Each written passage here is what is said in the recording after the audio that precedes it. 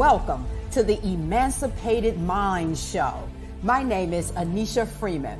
I'm also known as the locksmith because I make keys for locks in the mind. I'm an award-winning master-level therapist, and I also have an MBA. I'm the creator of a cognitive restructuring program entitled The Lies That Bind. This show exposes and challenges dysfunctional unconscious beliefs that cause people to engage in self-defeating behaviors repeatedly despite the consequences. This show is streamed live via Facebook and YouTube every Thursday from 7 o'clock p.m. to 7:45 p.m. Eastern Standard Time. Again, welcome to the Emancipated Mind Show.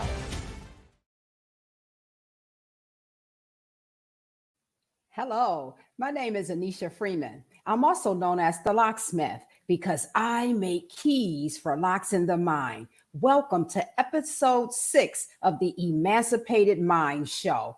During this show, I help people identify the root cause of problems in their personal lives and in their professional lives. Problems such as self-sabotage, procrastination, people-pleasing, dysfunctional relationships, which is the topic for tonight, perfectionism, addictions, and low self-esteem.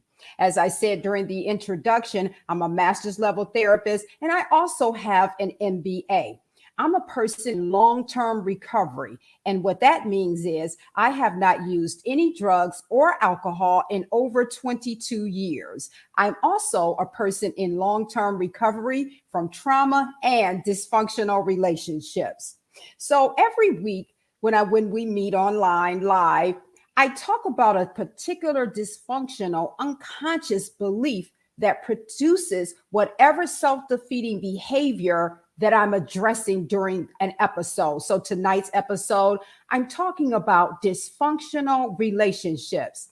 So whenever you hear me use the terms issues, unaddressed issues, or lies, as I use those terms interchangeably, I'm referring to dysfunctional, unconscious beliefs that cause people to engage in self-defeating behaviors repeatedly, despite the consequences. So as I stated tonight, we're talking about dysfunctional relationships.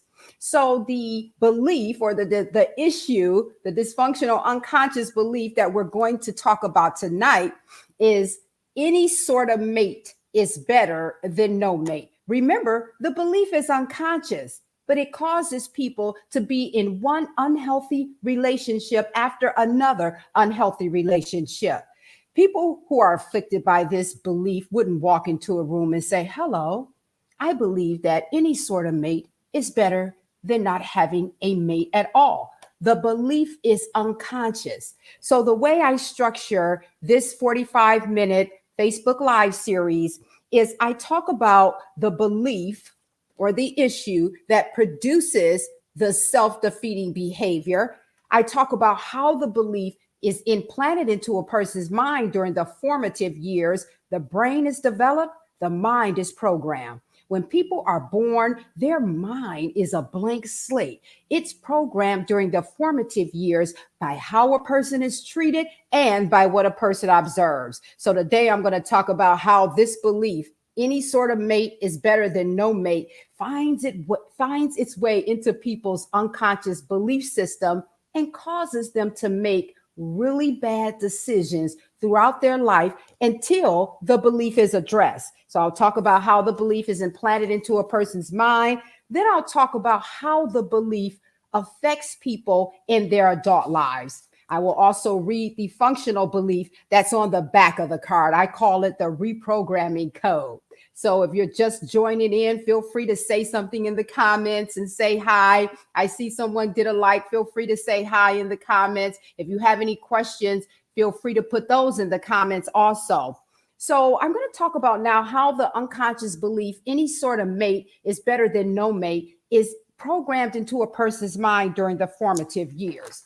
So if a child is raised in an environment in which he or she observes people, men and women, being in dysfunctional relationships, acting devastated when the toxic relationship ends, and immediately entering into another equally dysfunctional relationship. This belief, any sort of mate is better than no mate, will find its way into the child's mind. Now, there's other beliefs. If the child observes dysfunctional relationships growing up, the child can be programmed to believe you have to accept abuse without question. People are only tolerating you. People close to you hurt and abuse you. But today we're talking about this belief. This belief, any sort of mate is better than no mate, and how it causes people to engage in unhealthy relationships repeatedly until the belief is addressed. So another way this belief can be programmed into a child's mind during the formative years is by watching television shows or watching movies or listening to music that normalizes dysfunctional relationships. And watching movies and TV shows and listening to music that normalize entering relationships before you get to know a person. So that's normalized via observation. And so this belief is implanted. Any sort of mate is better than no mate. Another way that this belief can be instilled into a child's mind is if the child is being abused during the formative years. So some beliefs act as a landing pad that flags in other beliefs. So if a child is being abused and the child has already been programmed with the beliefs, there is something wrong with you. People are only tolerating you. Compared to others, you come up short. You deserve second best. Then those beliefs will flag in the belief any sort of mate is better than no mate. I call it the therefore factor. So if these other negative beliefs were already in the child's mind because the child was being abused, the therefore factor, there's something wrong with you. People are only tolerating you. Compared to others, you come up short. You deserve second best. Therefore, any sort of mate is better than no mate. So I see we have a comment. Hey, Carolyn, thank you for joining us. How are you doing? And so now I'm going to talk about, first, I want to give an example of a group. I want to talk about what happened at a group. I'm not going to give out any confidential information. I'll just talk about the facilitator of a group for my program, The Lies That Bind. So I'm the creator of the cognitive restructuring program, The Lies That Bind, as I mentioned in the opening video.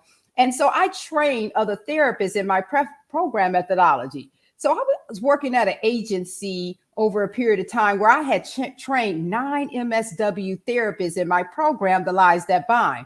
So one of the gentleman that I trained, he decided to facilitate my group with me because I had made that offer for the people I trained. You can come to my court mandated group and you can co-facilitate, or you could even facilitate the group and I'll, observe and give you feedback afterwards.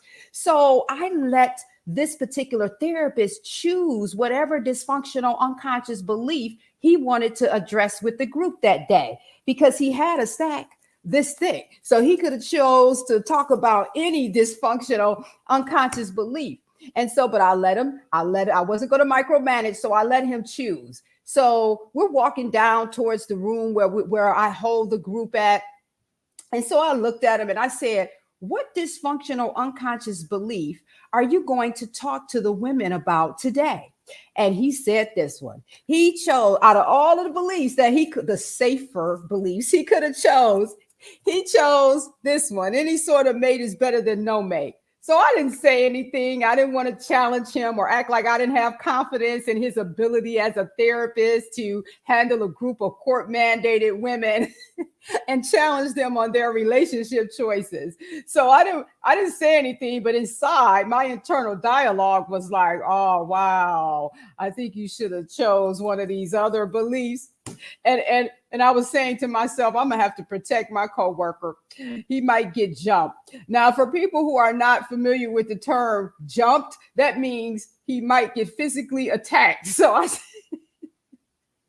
said, I'm gonna sit in a way where I can watch everybody in the room. So The therapist was in the front of the room, getting ready to facilitate the group with these court mandated women and challenge them on their relationship choices and tell them that they have a cognitive distortion. Any sort of mate is better than no mate, that's affecting their relationship choices. So I'm like, it might not turn out so well for them. So I sat, because I'm a person in recovery, as I said, so I know how to sit where I could watch all the windows and doors and everybody at the same time. So I positioned myself so I could watch the women's reaction when he stood up to challenge them on this belief. Any sort of mate is better than no mate. So he went up to the front of the room where I held the group for court mandated people, and he looked at the women and he said, "I'm a man." This is what the therapist said. He said, "I want to be in your life." He said, "What is the criteria? What are your terms and conditions that I have to meet to be in your life?" I sat back. I was like, I didn't say it out loud, but it said, my internal dialogue, I was like, well, go ahead and facilitate the group there, because that was a powerful opening statement. The room was silent. I'm talking about awkward silent for a few minutes. A few minutes is a long time when it's an awkward silence. And so one of the women in the group said, "The only condition I have is that you be male, that you be a man." And so her honesty encouraged the other women to speak up. So the other women was like, "Yeah, that's deep. I've never thought about that. I never thought that I could have terms and conditions that people had to meet to be in a relationship with me," meaning that they had not consciously thought, these are the terms and conditions. This is what I'm looking for. This is how you have to treat me. A lot of times people say these things, or they have these conscious beliefs of what they want and how they want to be treated in a relationship. But in the background, this little sneaky culprit is hidden in their unconscious mind. Any sort of mate is better than no mate. It was a powerful group. And halfway through the group, I asked the women, we were co-facilitating. So I asked the women, I said, "How many of you have carpet in your home?" And a lot of them was like, "I have carpet." Now this group was being held in Michigan. And so I said, "What do people have to do when they come in your house in the wintertime?"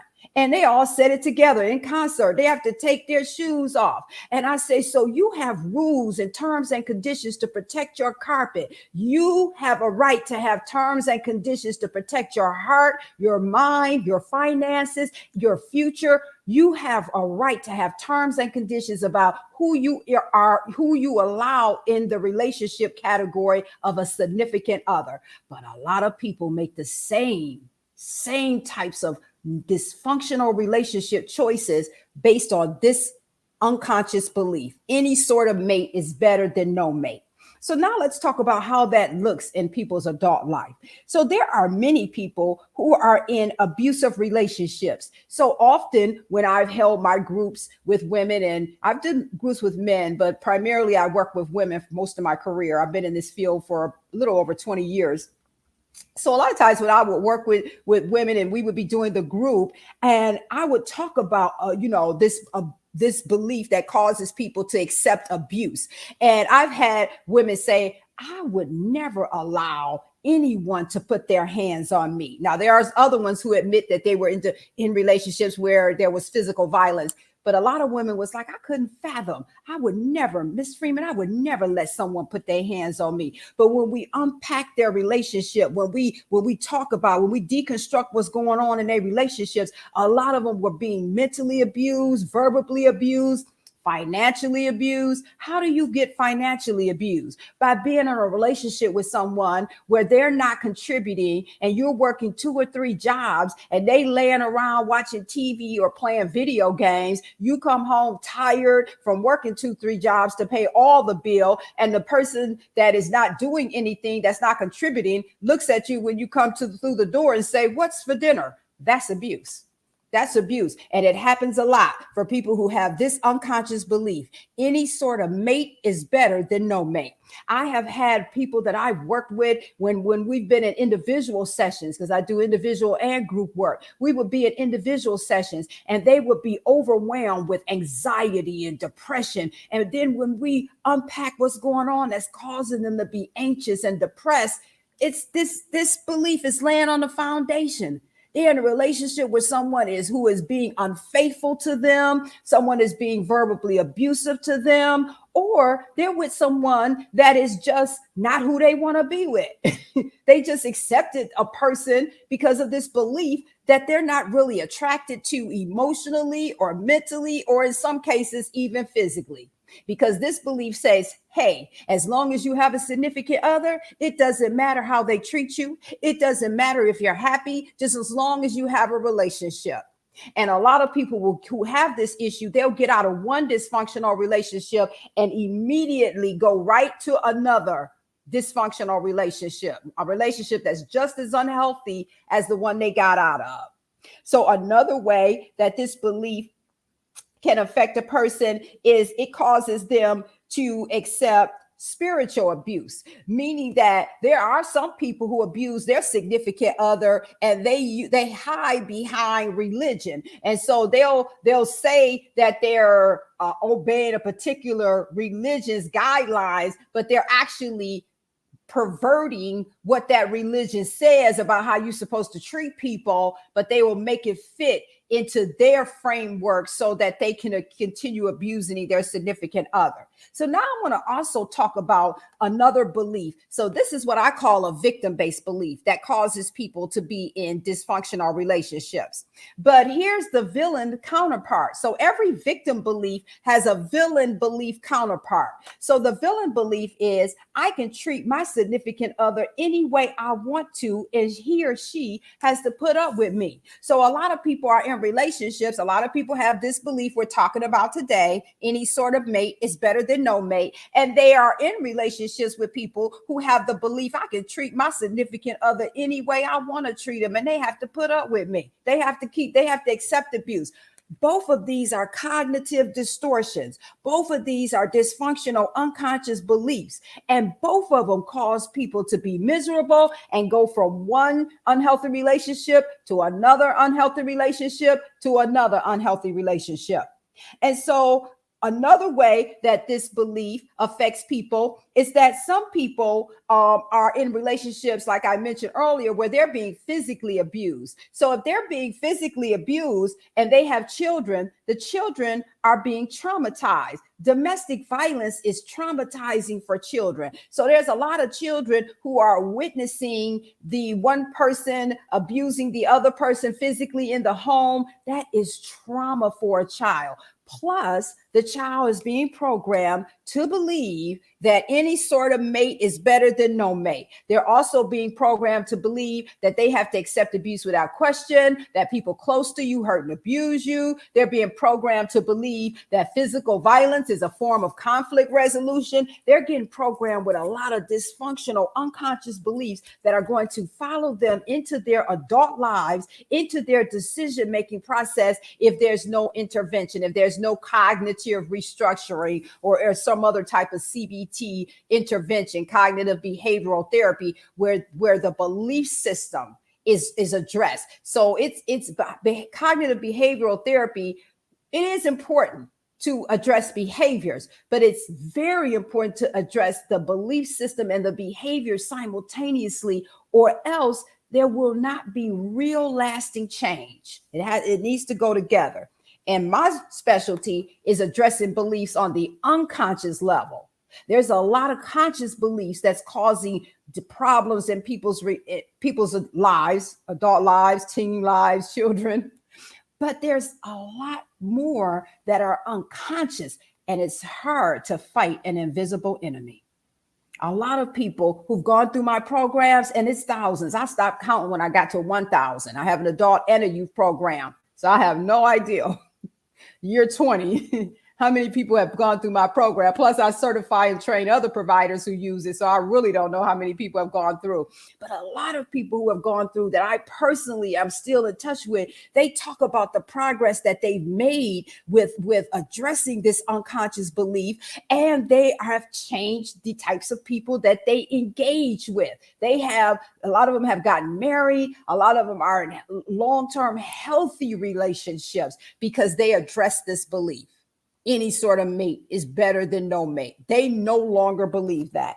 And so another way this belief can affect a person outside the parameters of just being in an unhealthy relationship is it can cause people to sacrifice their goals and dreams due to lack of resources, because each dysfunctional unconscious belief, all of them, the 100 most commonly seen victim beliefs, the 100 most commonly seen villain beliefs, all of these beliefs make demands on people's time, energy, and their money. It costs a lot of time, energy, and money to be in dysfunctional relationships.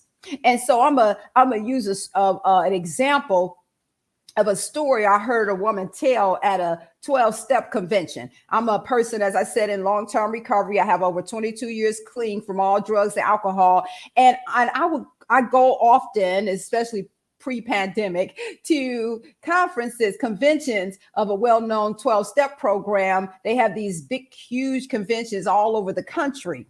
And so there's one that I went to almost every year since I've been clean, and they have what they call a marathon meeting. So it's a meeting that starts at the beginning of and the conventions are usually like 3 days long. They have a meeting that they start at the end. It's like a little workshop, and they have all sorts of other things going on, main speakers, other workshops on topics. They have dances, comedy show, but they have a marathon meeting where they start the day of the convention and they end the morning that the convention ends. So people can come in any time of the day and night. People stay up all night in there sharing.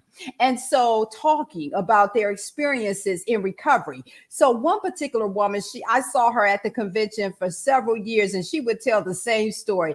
And a lot of us were so excited to see her. And we would be like, have you shared yet? Because even though we knew she was going to share the same story, it was so funny and it was so powerful. She used an analogy about this issue. I don't even think she knew that she was talking about this issue. Any sort of mate is better than no mate. But she told this analogy that drove home the point of how self-defeating it is to be in toxic relationships, dysfunctional, unhealthy relationships, and keep trying to make other people change instead of changing you and what's going on with you that's causing you to keep selecting people who are unhealthy. So she said, this young lady, she said, I met a man and he was a frog. She said, when I met him, he was going ribbit. She said, but I saw the prince in him. She said, yeah, I hear him going ribbit. She said, but I know there's a prince in him and I'm going to get the prince out. She said she rolled up her sleeves and went to work. She said, yeah, I see the warts, the green slime and all of that. And I hear him going ribbit. She said, but I know it's a prince in there and I'm going to get it out. She said, 5 years later, 5 years and $50,000 later, he was going ribbit. And she was making a powerful point. It's not about, being, character assassinating anyone. What she was saying is that she spent 5 years and a whole lot of money trying to make somebody be who she wanted them to be, instead of finding out, hey, what's going on with me that makes me really believe I don't deserve what I really want? Because if you want a particular type of person, why not have some criteria that people have to meet? Vet people. So I'm going to talk about the functional belief that challenges this dysfunctional belief. And I'm also going to read the functional belief that challenges the belief I can treat my significant other any kind of way I want, and they have to stick with me, because a lot of people, this is causing a lot of problems. And I'm not suggesting that people need to end their relationship because they discover they have these particular issues. A lot of times people can go to couples counseling and both of y'all need some help, really. Both parties have some cognitive distortions going on and both parties need to go get some help. And the relationships in some cases can be salvaged if both people are willing to do the work to become more healthy emotionally and mentally. If they're willing to do the work, if they love each other enough to invest in doing the work, in a lot of cases, the relationships can be salvaged, because I've seen it happen. But both parties have to be willing to do the work. So I'm going to read The functional belief that challenges this belief, any sort of mate is better than no mate. I'm going to read the functional belief. I call it the reprogramming code that's on the back of the card. I do not have to settle for any type of mate just to have one. Any sort of mate may be a bum.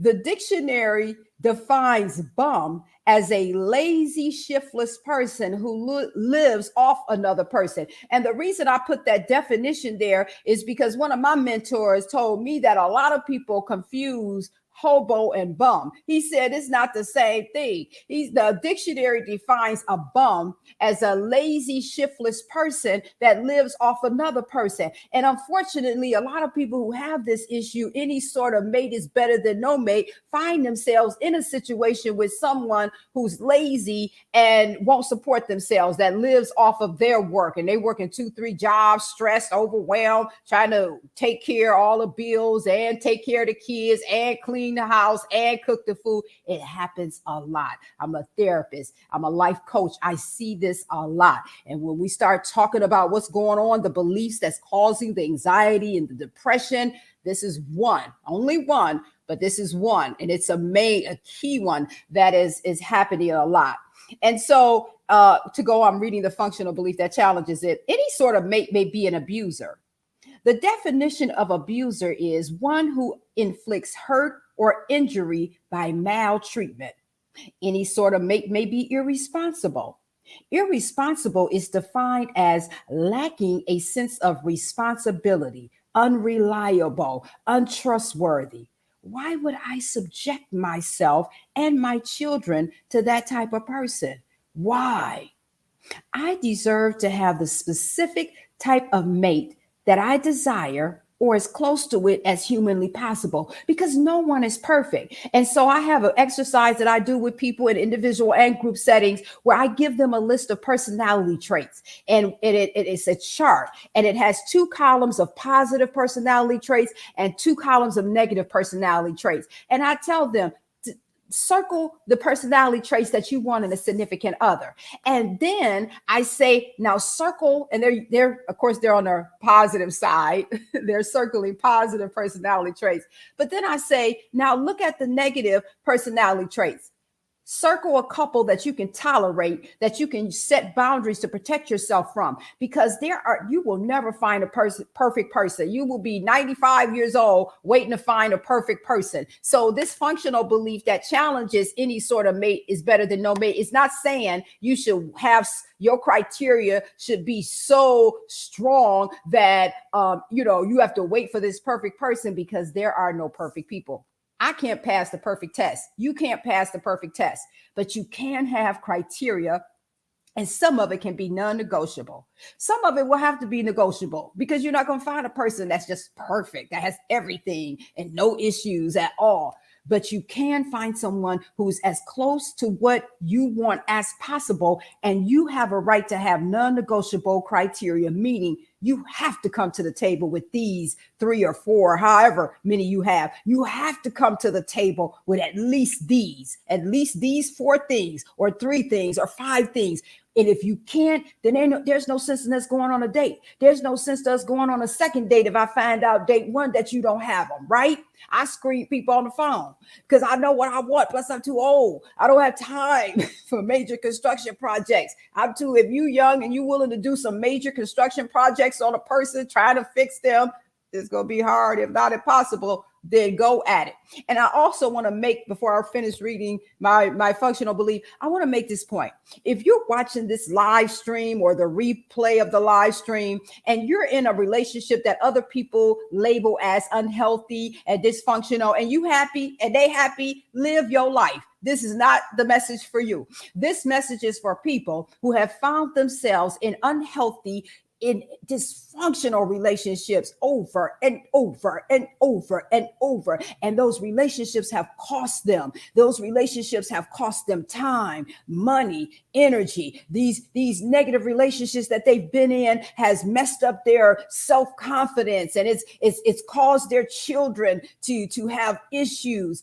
That's who I'm talking to. That's who this is for. This is to help you understand that there may be something in your unconscious mind that's causing you to keep finding yourself in the same types of unhealthy relationships.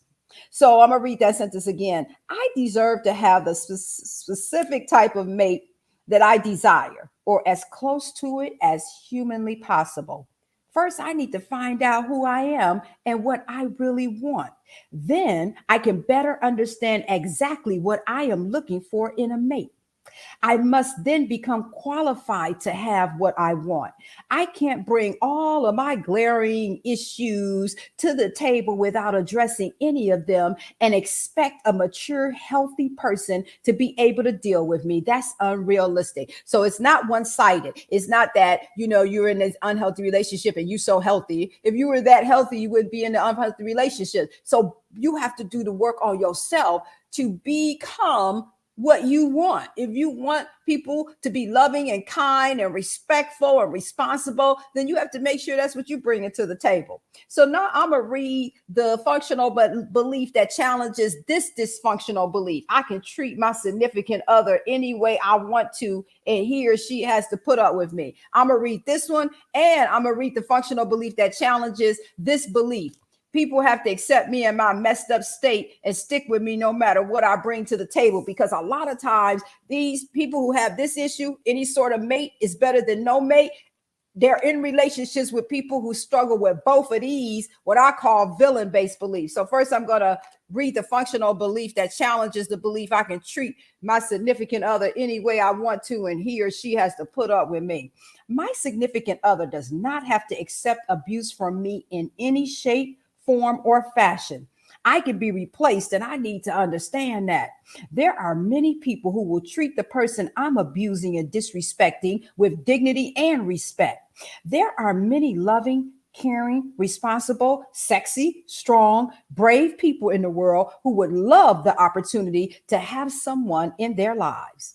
My significant other may have some issues, but so do I. We may both need to work through some things, but in the meantime, I need to treat my mate with dignity and respect or risk losing him or her. No one is irreplaceable. I may have learned the pimp game. And for a lot of people who may not be familiar, for anyone who's watching this live stream, if you're not familiar with the acronym pimp, a lot of people think it's just a word. Pimp is an acronym. It stands for power in manipulating people. So I may have learned the pimp game from individuals who did not know how to have people in their lives except by manipulation and control. But I better learn something new. If I can learn how to mistreat people, I can learn how to be in a healthy relationship. And so, again, if you're just joining and watching my live stream or you're watching the replay, I am talking about dysfunctional relationships today. That is the topic of this episode 6 of the Emancipated Mind Show. And I've been primarily talking about the belief any sort of mate is better than no mate, and how that causes people to find themselves in the same type of unhealthy relationships repeatedly, over and over again. So I already read the functional belief that challenges this dysfunctional belief. So now I'm going to read the functional belief that challenges another dysfunctional villain belief. This is a victim belief. This is a villain belief. So this belief, people have to accept me in my messed up state and stick with me no matter what I bring to the table. Because a lot of times these people find themselves in a relationship together. The person who struggles with any sort of mate is better than no mate. People who struggle with this belief often find themselves in relationships with people who believe that it's unconscious. It's just as unconscious. People have to accept me in my messed up state and stick with me no matter what I bring to the table. So here's the functional belief that challenges that belief. If you choose to stay in a messed up state, then you need to understand that birds of a feather flock together. People who have accepted and tolerated you in your state of disarray have the right to become fed up and say, bye. People who are just as messed up as you can decide to get it together and find a new flock. People who have it together and try to work with you in hopes that you would get it together can also leave. This is the only life people have, and they don't have to spend it in the land of misery because you won't snap out of it and do something different.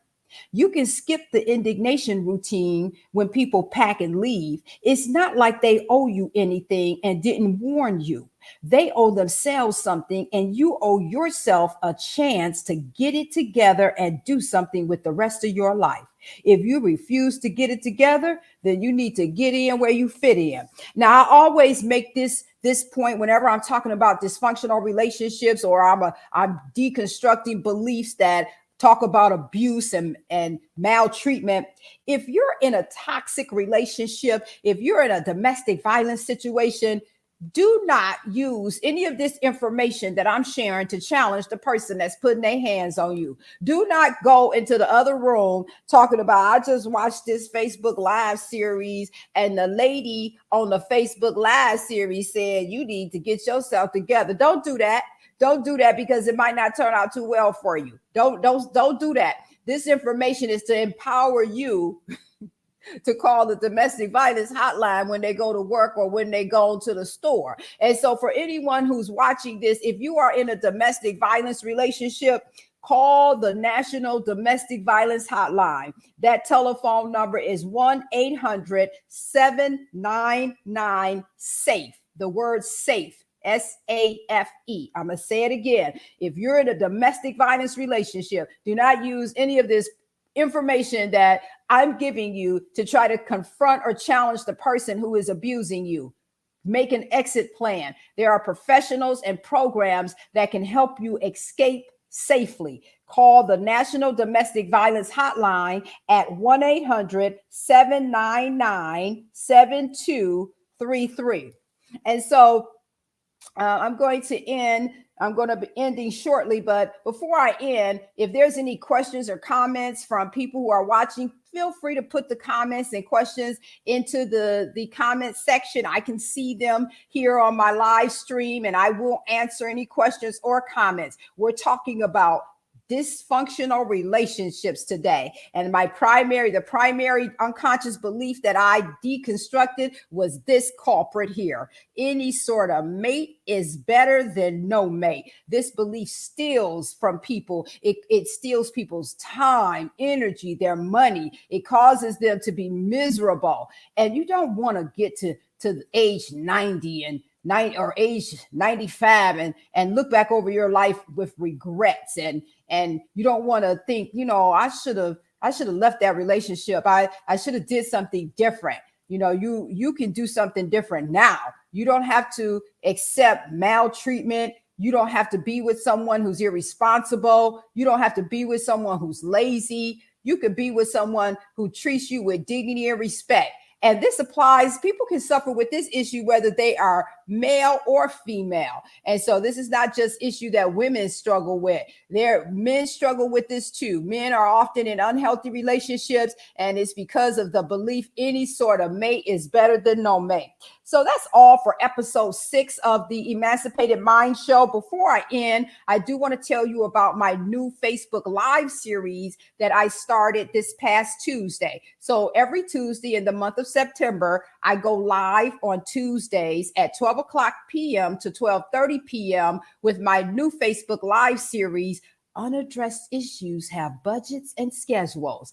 And so if you, the first episode was this past Tuesday, where I deconstructed a belief and how it affects people's time and their money. And I will be going live again every Tuesday. And I will be breaking down information that's in one of my workbooks that talks about issues, unaddressed issues have budgets and schedules. So each Tuesday, I will talk about 2 dysfunctional unconscious beliefs and how they make demands on people's time and their money.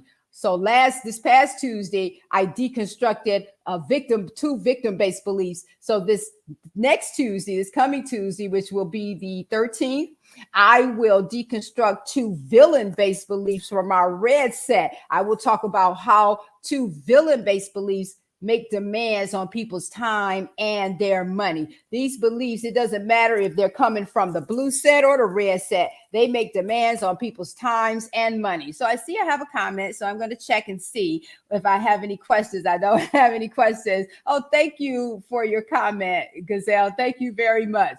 Yes. So if you're interested in finding out more information about my work, feel free to check out my website. I'm going to put the link to my website, to my store page. If you're interested in buying my cognitive restructuring cards, and it comes with this workbook, you can also purchase the cards with this workbook, or you can get both workbooks and the cards. I also have audios that you can purchase and download. And I have under the products, there's a product menu. I have different trainings, upcoming trainings and workshops.